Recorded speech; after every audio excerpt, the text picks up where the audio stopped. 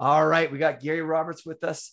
Gary is the owner of a CBD shop, podcast, Good Guys Grow, and is opening up a non-for-profit recovery center. Gary, thank you so much for being on the show today. Thank you, Robert, for having me. It's my pleasure to be here. So before we were spitballing a little bit about all the things that you do, you're a firefighter. You've been an advocate for cannabis in terms of its benefits for everything from consciousness to healing. Tell us a little bit about how you got into cannabis. Yeah, the whole story is kind of weird because it kind of mixes together. It seems like there's three different parts to my life that all kind of mixed into one. So it's actually a weird kind of sad story. And mostly like we were spitballing before, I was talking about how I was thinking about getting into cannabis for the investment, kind of selfish, the way everybody else got into the CBD industry they are now, just like, oh, do you see the money? And they're like it. So I tried to get into it. It didn't work. Florida is one of the strictest states to actually do CBD or cannabis. They're one of the highest regulated, FDA wants to follow what they're doing and everything else. Mm-hmm. And they said, hey, you need a family tree line of a basic, ancestry all the way for 30 years as a farmer to do this. And I'm like, ugh. Yeah, that's not happening. I have no green thumb. That ain't working for me. So I started that route. And I said, okay, well, I'll find a farmer and hook up with them. And then next thing you know, they're asking, hey, you need a $10 million bond. I'm like, yeah, firefighter salary, $10 million, just not going to happen. Good luck. Yeah, exactly. And that's where I started learning about the other side of the cannabis plant, which was the CBD stuff. And at the same time, I was actually injured from doing some CrossFit competitions. And I'm like, you know what, I'll try this stuff because I always try everything before I actually recommend it or anything else. Right. And I says, let's try it. And my biggest worry, and everybody else is firefighters, we're not allowed to take THC. We're drug tested. So I had no clue what the hell I was doing. I ordered from California. It came from the DHL delivery. It didn't come from normal, USPS because it was still illegal in South Florida. I came in a little box. It said perfume, olive oil or something, whatever they wanted to call it just to get it to me. And like we were talking before, and stuff just tasted terrible. I mean, it was like, I don't know what the hell I was eating. It was pure like eating dirt, like seriously, just not. But it wasn't working. Right. Like I said, if it worked, it was some pretty stepped on shit. Yes. If dirt worked, I'd eat the shit out of dirt. Okay. But it wasn't working. So you know what? I'm like, all right, this is bullshit. This is never going to happen. I get the blood work done with a holistic doctor. She was getting involved with a CBD company. She says, hey, listen, come to this cannabis convention and talk to some people. Maybe you'll meet up with some guys. I'm like, you know what? It's all snake oil. This has got to be just for money because I'm not a pot smoker. Never was. My parents were against it. Never knew what it did. Never looked into it until now. I'm like, yeah, you know what? I'll just go and talk to some people. So I went there, introduced myself, and people like, hey, yeah, this was like back in 2017, still before it was legal in the state of Florida. They were just the beginning of I guess, no, yeah, right at the beginning of 2018 when they started actually leading legislation for the 2018 Farm Bill. So it was right on the cusp of it. And I went there and I went, okay, let's talk to a few people, and everybody's selling everything and all this stuff. And you're like, you're not a pot guy. So I go your first time going into a dispensary. Right. It's like, what the fuck is all of this? Back in the days, I ain't no young guy, 50, back when I was young, there was a joint. That's cannabis for you. Now there's wall shit. Yeah. All these strains. Yeah. Oh, my mind's going, I have no idea what's going on. So I met a guy from Colorado. He says, we got a farm out in Colorado. We'll send you some product. I'm like, yeah, it doesn't work. He goes, just try it. We tried it. And I was standing in my kitchen that one day. And again, it probably had the 0.3% THC, which I'm still wasn't allowed to take, which allegedly, just in case, anybody from part of ours. But I tried it, and I was telling you offline, I have 2 Achilles tendonitis in my each feet. It's like walking on ice, walking on glass, 24 hours a day for about a year straight. Couldn't get rid of it. I took the stuff, put it underneath my tongue. Within 20 minutes, my pain level went from an 8 to a 3. And I went, what the fuck? Yeah. And my wife's looking at me and going, what are you doing? I'm like, well, my feet feel good. She's like, it's just a placebo. You just want it. You buy all the, you buy all these supplements. You buy anything that anybody says, and I'm like, all right, well, let's test it out even more. So me, Mr.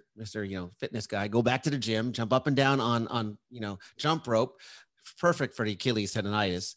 Yes. Yeah. Just what you want to be doing. Yeah. And it didn't get worse. And I stayed on it and it kind of went away.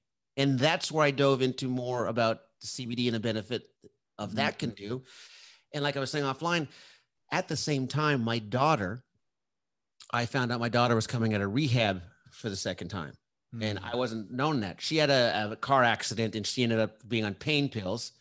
And this is where we're going to come with the post that you saw, pain pills. And those pain pills at a certain time was the same time they were making the whole war on opiates. So you can only get so many. They were shutting down all the pain meds. So you can get this and that's it. You're done. You're cut off. Well, you got that pain med, those receptors, they're used to getting that stuff. You need to find something. So that led into street drugs. And so I'm like, well, maybe this stuff CBD can help her. Right. And I started looking more into the research. And I'm one of those guys that are analytically, I'll research the shit out of everything. And I started looking at it and I started seeing all these studies and these studies and these studies and more studies and more studies. And I'm like, this is not stuff from this year. This is stuff from 1997, it's 2005. I'm like, this has been out for a while. Why hasn't anybody talked about this? And it's a plant. It's not like somebody's screwing with it.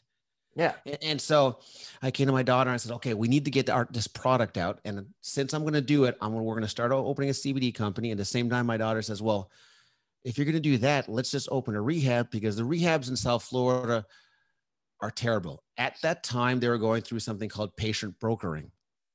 Basically, what ended up happening is that you would go to a rehab in a halfway house. You would stay in a halfway house. Well, the rehabs would jack your insurance. When your insurance would be done, they'd throw you back in the rehab house.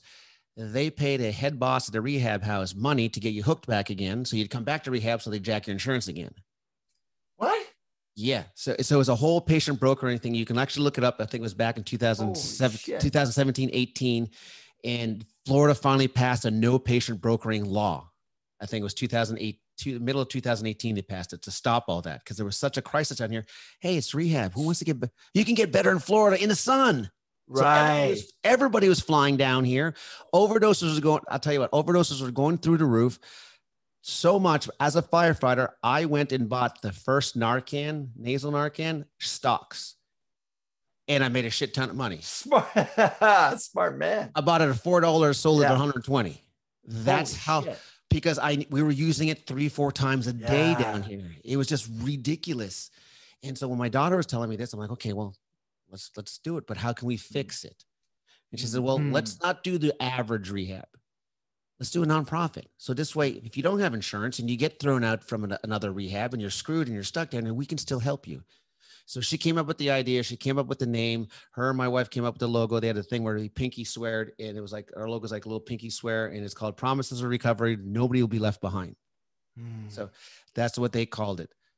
Unfortunately, by the time I got the product back out here, got it tested, laws were passed, was actually able to make sure that what I was giving, again, being a firefighter, I have to follow legalities, I wasn't breaking any laws or anything. And I could give it to firefighters safely so they wouldn't lose their jobs. My daughter ended up going to rehab one more time, came out, and then I got a phone call. She ended up overdosing on her 27th birthday. And she ended up passing away. So me and my wife said, let's just keep the rehab going. Let's open it in her name. That's what we got to do. So we decided to do that. That's what we did been doing for the last 4 years. 3 months after my daughter passed away, I got a phone call from my mom. My dad died.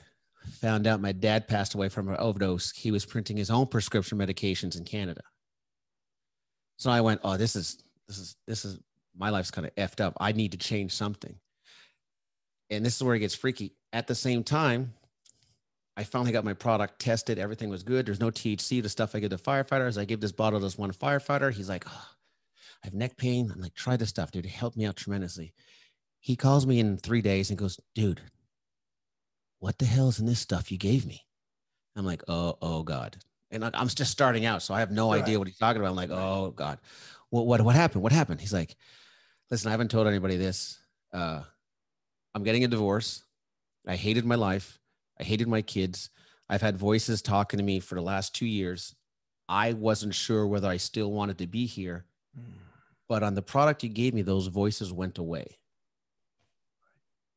And I went, an epiphany happened. I'm like, now let's dive into how this can help with PTSD. Okay, I know how it can help with addiction because I've researched the crap out of it, read everything I have. Let's see where I can go with depression, addiction, and sleep, because that's the biggest things with firefighters and first responders. Now, what you gave him, was it disc CBD or was there THC in it? Just CBD, just an isolate. That was the Okay, all weird right. thing. So it was like, because I have firefighters, police officers, everybody that buy my product, because I like I said, I make sure it's third party tested. I double, triple test it, and I won't give them anything with THC because I know they're still going to get popped and I don't want them to lose their career or anything, just so they could feel good. Yeah. So just that by itself is like blew my mind. That's when it was like 6 months into my opening my company, and I'm like, oh, we're on to something. Let's figure out how to do this. And that's where everything came tied together. And when I started investigating more, and I was still doing this on the down low. Right. As a firefighter, I was not sure how was I going to be welcomed by administration about my cheese. I don't want people to know. There's such a stigma around it. Exactly. So I was petrified. I was like, oh, this guy's, and everybody, the fire was like, oh, it's the drug dealer. We call it a drug. I'm like, don't say that. It's like, you're going to get me fired. Right. And finally, after a while, and I kept researching, and I went, you know what?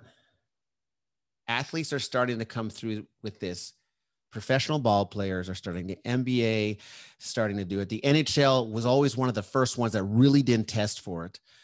And then we started seeing that one of the football players, I was on a call with Kyle Turley, Ed McMahon, I think it was Bo Johnson and a couple other guys that take cannabis. They were telling their stories about how they were just jacked up on opiates. And if it wasn't for cannabis, and this is cannabis, wasn't for cannabis, they would never be alive at this time. Jim McMahon said one time he had a gun and wasn't sure what was going to happen. And he swears that if it wasn't for cannabis, he would not be here to this day. And I said, okay, well, if football players and baseball players can use this stuff, still hit a fastball at 50, at 100 miles an hour, without an issue, well, why can't first responders still take it? Right. Because we're allowed to use opiates and Adderall and Valium. That's not a problem. But I can't do this thing that comes out of the ground, stick it, even juice it in the machine because I'm afraid I'm going to lose my job. And that's where I decided, right, bad, let's say a bad pun here. I came out of the closet. Right. And I says, here I am. All right, this is what I do. I have a company. And now I'm just going to start pushing forward. And I started calling my unions, talking to my reps, talking to this. And I started doing that. And I started pushing a little harder. We need to talk. We need to talk about this. Just open the discussion. I'm not saying do anything. I'm saying, let's just talk. Because sooner or later, it's going to be legalized everywhere in the state. Yeah. So we need to be prepared because you are going to have some guys that are going to go and do it. Why don't we just make a protocol and figure out how to make sure that they can safely. We can do it for drugs. We can do it for opiates and Valium and everything else and alcohol. What's the difference with pot? So what was the research for this? Because I mean, unions, there's such a double standard here because we talked about the pharmacology business and how these drugs they keep you addicted so that you keep taking them. And then, you're keeping this economic cycle going. Whereas with CBD and THC, cannabis, it can actually help in the healing process. Now, the problem is that people, they always ask for the research bit. So I imagine that you had to, deliver some research. And again, so much of what you were being provided was these anecdotal stories. Like your one buddy who's like, dude, you helped me through it. What sort of research did you have to provide to sort of verify the claims that this could heal, not hurt? One of the biggest places I looked, and this is a great resource, was projectcbd.org. If you go on there, they have a masterful list of all the stuff, and they don't write the research. They give you links to like PubMed or the National Institute of Health, so you can go read the direct research itself on how it correlates with that problem or disease that you're looking at. So I read tons of it. So now I have backed journals of doctors trying it, of case studies and clinical studies. It was still illegal, but they're still doing these studies of places where started, California was legal. So they have all these different studies. Some of the doctors, like if you look at the main guy, the godfather of CBD, Dr. Shulam, would take his studies to to Israel. So those studies you could actually find, and then they would be published there. And so you would find those studies of doctors that would go to different countries that it was legal to actually do the stuff.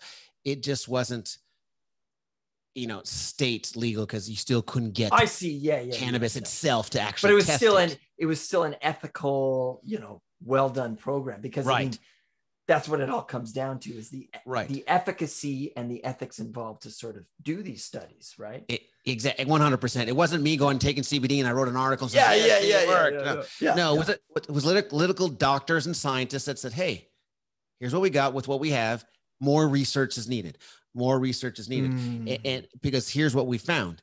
And that's where it ended up. Now, when it started becoming more and more legal states, more and more scientists started to go. And now those started backing up those research. And so as we got from the 2018 Farm Bill on, more and more research came out, because they were actually able to have pilot programs like Florida, or have cannabis programs, or universities were now getting access to, from the DEA, cannabis, so they can study it. So all these studies started flourishing and come out. So it wasn't just one study, it was back-to-back studies. Yeah. And just for example, one of the biggest things that most people don't understand is that cannabis can now help with neuroprotectiveness. That's why the NFL is actually looking for it. Actually, one of the NFL players started for concussion syndrome and everything else. After all those NFL players started dying, a study, because cannabis helped him, so he opened a facility. Yeah. Well, the NFL took that facility from him, and now the NFL is doing a study. So they kind of wiped him out. That's a league for you. But anyways, yeah, exactly. Yeah. But what most people don't understand is the United States actually have a patent on that since 1996. You can look at the U.S. Patent Office. The United States government has a patent on cannabis for neuroprotectiveness since 1996. So, and that was the same time that Raphael Shulam told the United States, this works this way. Let me study it. He brought all his information to the United States, and they stole it from him and then shipped him back out. But they cut him off. So sorry, no, go up. Yeah, they basically told him, we're taking it, and he held his information, didn't tell anybody, and kind of shipped him back to Israel. Go back and study there. We're not going to study it now that we took it. So he had to start all over again. And actually, they have a patent on it now. See, the thing that really kind of like irks me here, and maybe I'll go disappearing after I say this, but 1996, they have a patent on cannabis and how it can protect brain function from concussion syndrome, all this. But around that time, isn't that when they developed they really started to develop Oxycontin, and they really started to push it, and they saw the amount of money that they could make out of it. That's kind of around the same era they started the war on drugs, where they started the war on cannabis. They didn't start the war on opiates. They started the war on cannabis. Exactly. And that's where I had Tommy Chong on my show. That's where they got Tommy Chong in trouble. Yeah. Because he was like the godfather of Cheech and Chong back then, smoke him and blaze him, dude, So they said, oh, he's just pushing this stuff and pushing this stuff and pushing this stuff. We got to shut him down. And so they use that as their drive for the war on drugs. And then years later, they put him in jail for 9 months, not for selling drugs, for selling paraphernalia. Well, they did that to Mark. Have you ever heard of Mark Emery up here in Vancouver? No, but there's another Canadian, I think, that started. Was it Clay Johnson? I'll have to look it up. He actually got arrested, and it took, I think he got life for possession of marijuana, and he's the one that started the whole. He went all the way to the Supreme Court, and he's the one that started the whole backlash that opened the window for all the cannabis to open up. So I think it's Clay Johnson. Or Clay Thompson. I'm trying to get him on my show. I reached out to him, but his story is it just blows your mind. The guy gets arrested, and he I think he was actually going to get the death sentence for something. For marijuana. Yes. And he went to Supreme Court. Yeah.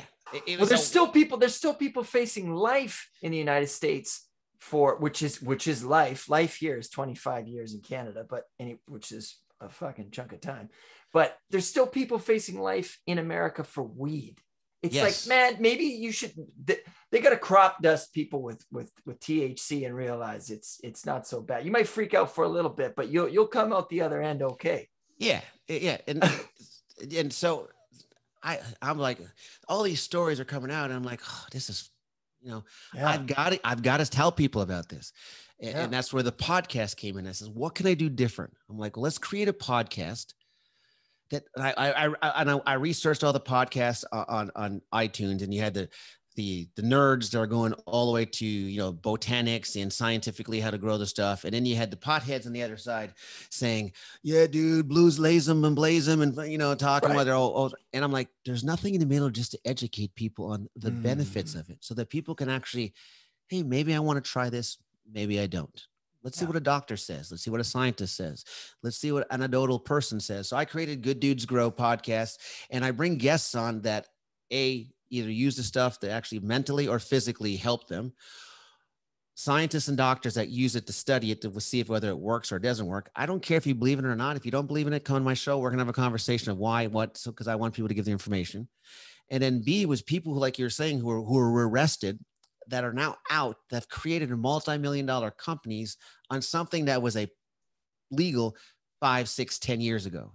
So I've talked to everybody in all different realms, and the stuff that I've learned just by talking to people made me research even more. And that's where I said, you know, like I keep saying, we got to get this in the hands of first responders, because we think about suicide, and the statistics show that every first responder thinks about 50% of 50%.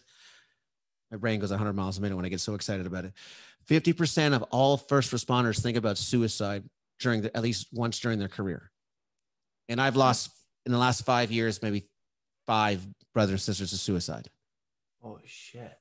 And it's from our work cycle, it's from our sleep, and it's from what we see. And this is a story I tell everybody, and this kind of opens their eyes. When you were in elementary or in, you know, kindergarten, everyone's like, what do you want to be when you grow up? Everyone's like, I want to be a firefighter. I want to be a firefighter. You know, they go that, they can't always go to that route. They don't go policeman, they go firefighter. Why? Because firefighters they're the heroes. They're the cool people. They save lives. You know, and you see it on TV. They're idolized. Well, you see the big firefighters pull these guys out of a burning building, and like, oh, we're saving him, and it's glorious and everything else. But what really happens to the person in a building is that it's 1,200 to 1,600 degrees in there. There's no pulling you out. The shirt that you're wearing is now melted to your skin. Your hair's burnt off. Your skin's melted. We pull you out. Your skin is now stuck to my gloves. Your smell is in my nose, on my clothes. As I'm trying to start an IV to save your life, I'm pulling your shirt and your skin off your own body to try and find something that I can start an IV on you. And all this is within, you know, a couple of minutes, 30 minutes max. You drop the person off at the hospital. Hopefully he'll make it. That's it.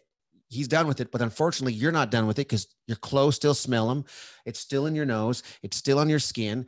And what happens as your way going back to the station, you get another call of a kid drowning in a pool. You can't stop, go get dressed, get changed, wash that smell off. You've now got to take that smell with you trying to save another kid.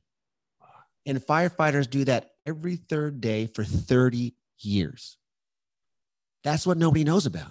And nobody tells the firefighters that. When you sign up, it's not like, hey, guess what? You're going to see a half a face, blood spurting out somewhere. You know, you're going to get skin on yourself. You know, nobody tells you that. It's like, the fragility of existence. And then you start to, you know, you it's not like some jobs you can leave them there. You know what I mean? Right. Like you can leave your job there, but you go out and you see situations and you see the fragility of it all, right? Like anything could happen at any moment. I mean, as a registered clinical counselor, I work with people who have experienced traumatic things. And then I go like, holy shit. Like I see the world through a different, not always through the rose-colored glasses. And then you got to think about the fatigue in both of our professions. While different, the level of fatigue is still there. And then there's the stigmatization around mental health and who do we have to talk about these things. And then when we find something like cannabis that can actually truly help us, like it has helped me, man. Like I used to struggle from alcoholism. Like you ask anybody, I struggle from alcoholism. And you know, THC and other things, of course, therapy. It's not the only modality that I recommend using, but it can help people to raise their awareness, their consciousness, and to do that inner healing. Because trauma affects your body, and it's deep.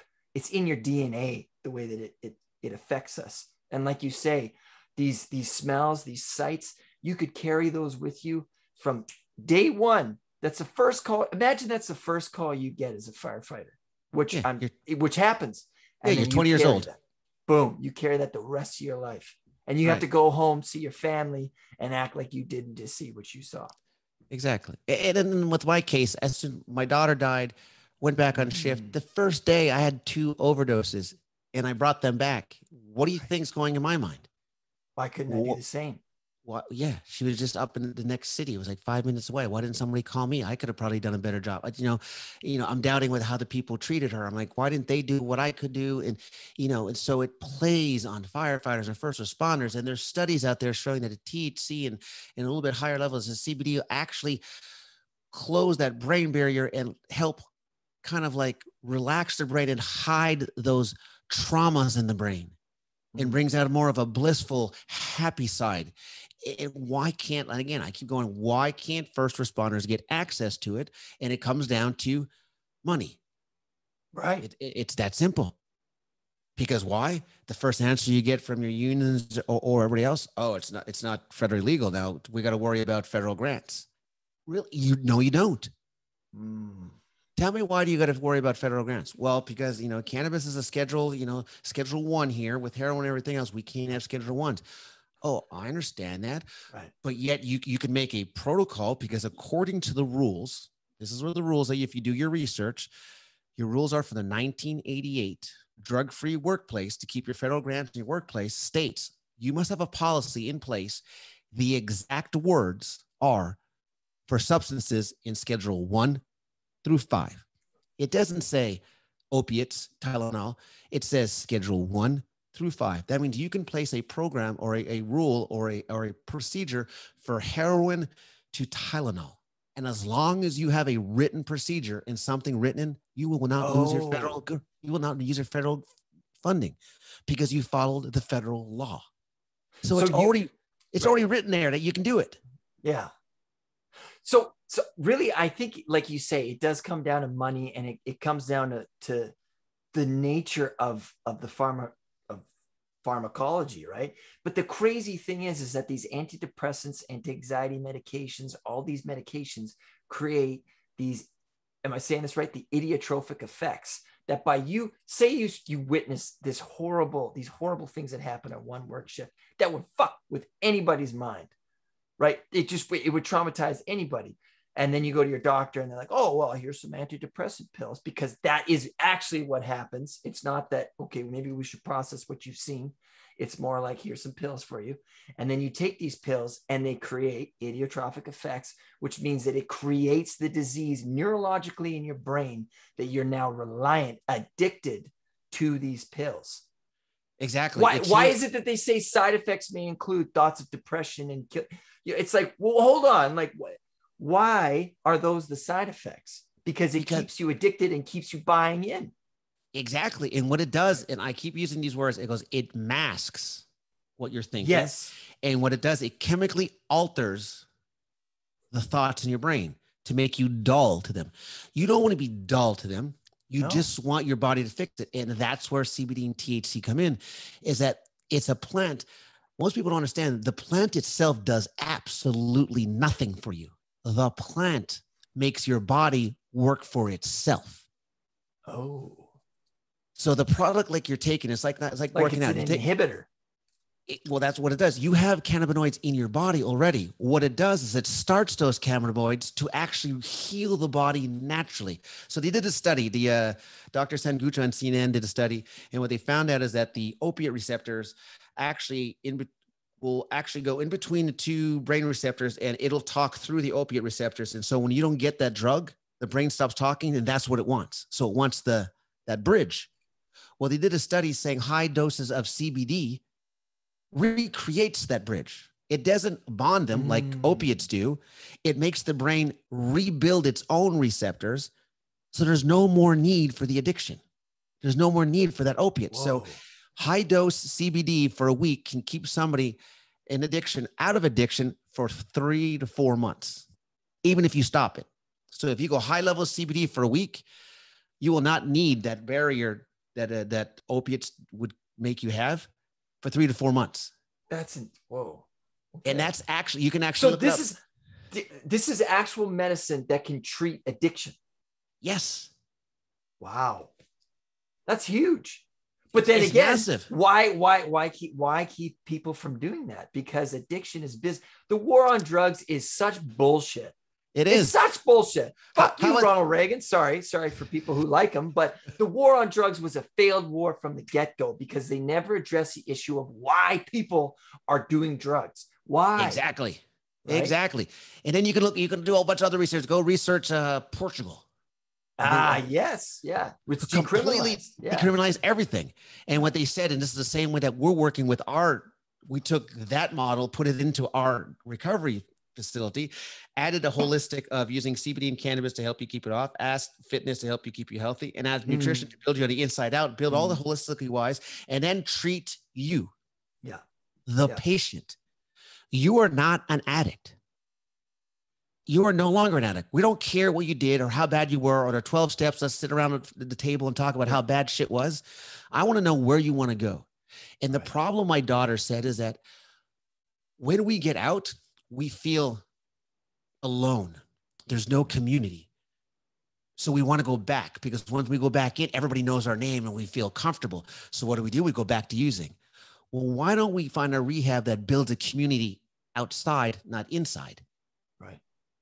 So that's how we built ours. We're going to start teaching people how to build outside. So we created a vocational program to where we hire businesses and we pay the people in our facility to go work for them and teach them how to do jobs and integrate them back into society, make them feel comfortable. Now, it's not on the employer's responsibility. He just gives them a job. We're going to pay the person. And then when they're ready in a 3-6 month period, the employer can hire them if they're a good employee. So now we've integrated them back into society without just throwing them at the door. Right. So now we're treating you. We're not treating the chemical. And that's a very Swiss model. Like that's based upon in Switzerland. What they're doing is that rather than like arresting somebody for having a little bit of cocaine on them that clearly they're using right for themselves, for their own personal use, rather than arresting them for that, it's like, okay, let's try and figure out what you need. And this idea of decriminalizing things, because that's really what it comes down to. Addiction and all these things. It's like, how can we treat the individual to empower them? Right. Exactly. Have you heard of Gabor Mate? I don't think so. No. Okay. You would love him on your show, man. But he looked all at the roots of addiction. And people with ADHD, they're more prone to addiction, children who have experienced trauma, all these things. And it's like, rather than, again, like I've said, fighting the war on drugs, we need to ask the questions of why. And furthermore, if you were to decriminalize drugs and create centers where, they're available or whatever it may be, then things like the cartels in Mexico, right there, they lose their power. I mean, it just, there's a very weird system that has created from prohibition. I mean, the FBI was created as a response to combat, drugs and alcohol, but then alcohol, they decriminalize that because taxes, right? So if you were to decriminalize some of these drugs like marijuana, you tax them. You can make it work for you. Exactly. But it's almost like the system that we're living in, this Judeo-Christian democracy. There's so much shame attached to the usage of plant medicine. Because that's what it is. It's plant medicine. It's exactly what it is. And the whole term, and I use the term whenever somebody asks me to speak, those terms like, oh, well, marijuana is a gateway drug. I says the only gateway marijuana is a gateway out drug. It's not a gateway into drug. It never has. Alcohol is a gateway drug. Alcohol is a gateway drug. Alcohol is antidepressant and everything else. Cannabis was never that. Yeah. All right. So you need to stop using that term. Use it more as I use it as a gateway out drug because there's more studies showing that it can actually help you out of stuff than actually get into bad stuff. Right. There's not very many people that are just going to smoke a joint and go out and kick the shit out of somebody. Hey, dude. Yeah. You're going to get into a car. I see a couple of cows flying around. I ain't driving. Yeah. let's understand that there's very few people, no overdoses, no side effects. It's a plant. You can pick it up, you can grow it, and you can throw it in your own blender and juice it yourself. There's absolutely no way that this can be a gateway into something bad. It's all been a fallacy created by the government for some, like you said, for the stupid drug on wars. And it blows my mind. So that's the whole reason I got the podcast, was actually destigmatize this whole cannabis thing. And I've been dumb. I've been blown away by the people on my show that have talked, like from the scientists, and just incredible. I mean, stuff I learned. Well, one thing that, like, honestly, since I've been myself, because I mean, we do this sort of like, oh, not me or anything like that. I'll be honest. I use THC and CBD, and like, I used to really struggle with anger and my own thoughts and all this stuff, because, you know, I've experienced lots of things in my life, and it has made me, rather than, because alcohol, it's so out of yourself and like, and it's a numbing, it numbs you. Whereas THC and CBD, and like I've said, other modalities, has allowed me to return to myself, to be introspective. And it's like, why would you want to keep that from people? I mean, I just don't understand. I really don't, other than it is like we've discussed. Yeah, I was like, it's kind of like you said, what we said on podcast, on the when you saw my Instagram post where I showed the whole, I had knee surgery last week, and they gave me 7 days worth of pain meds. Okay, right. I was able to walk out.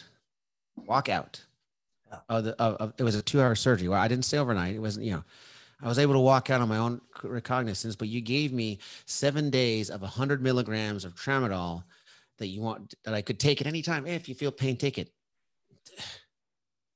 But if I take it, if I just feel like pain, just so I could mask that pain, sooner or later, I probably always wanted to be masked. And that's where I go into always wanting it. And that's where, and that's where it leads down that road when in fact, that 50 milligram gummy, which was a higher, like at a Delta 8 level, which is THC's little baby sister, which is not as psychoactive as THC, but has high potency for pain and helps you sleep. And sleep is the main active ingredient your body needs for recovery. Right. Why would I not take that? Because it's not addictive either. Funny you mentioned that too, but these pain meds, you don't actually sleep when you're on them.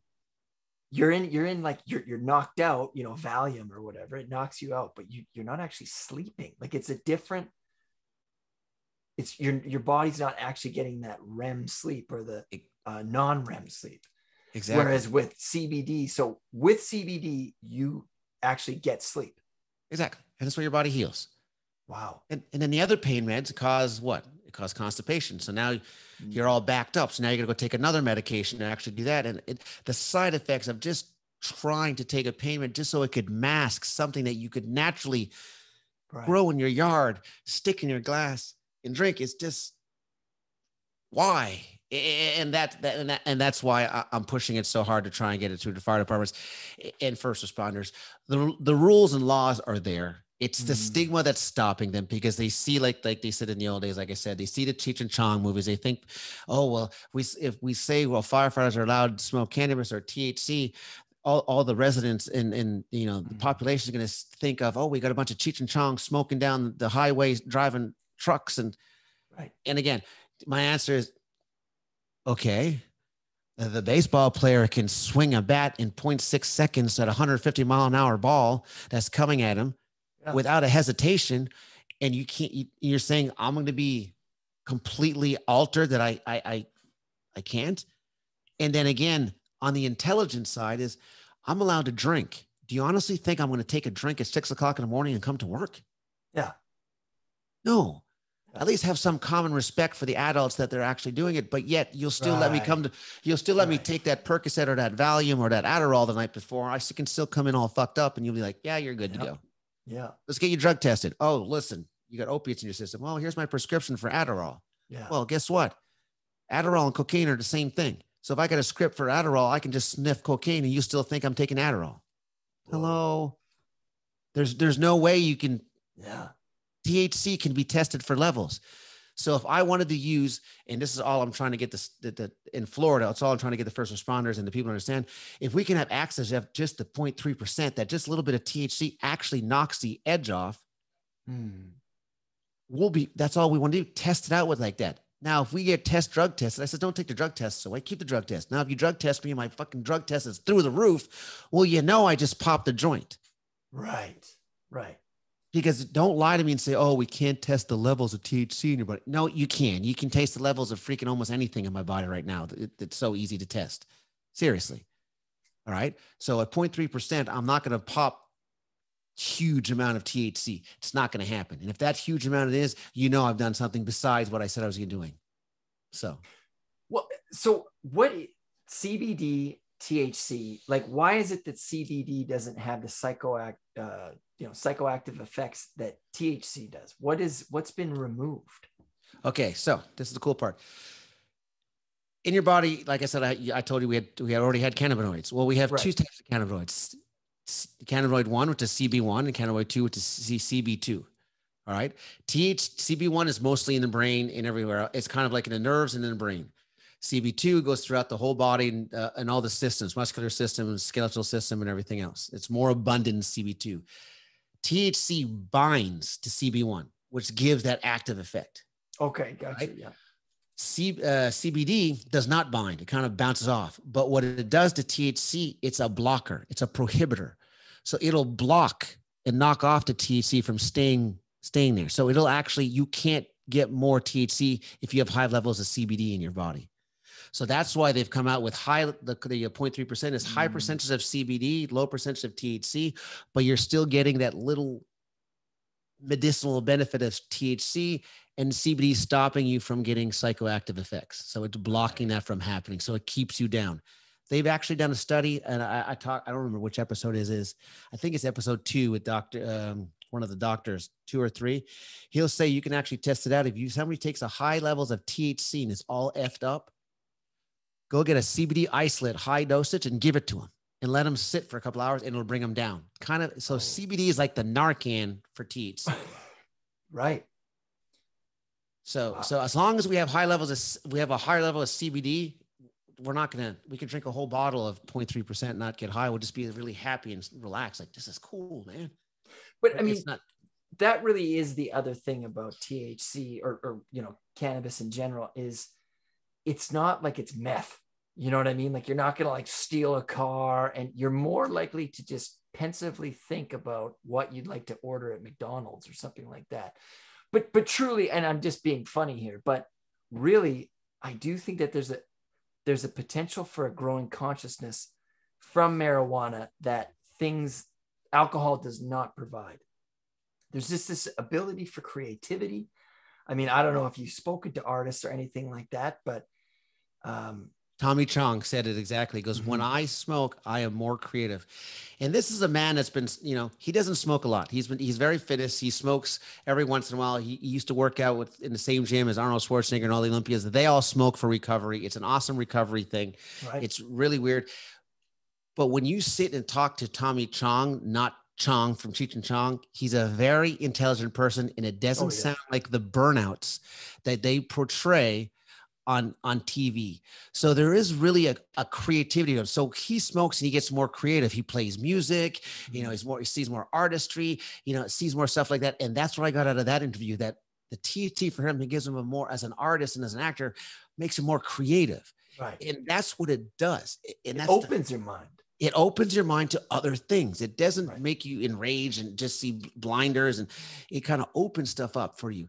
And that's the cool part, the cool aspect of it. So it's pretty amazing. I love it. So what's I the can't road? Take it. What's the road ahead for, like, what's the future of this? I mean, because here we are.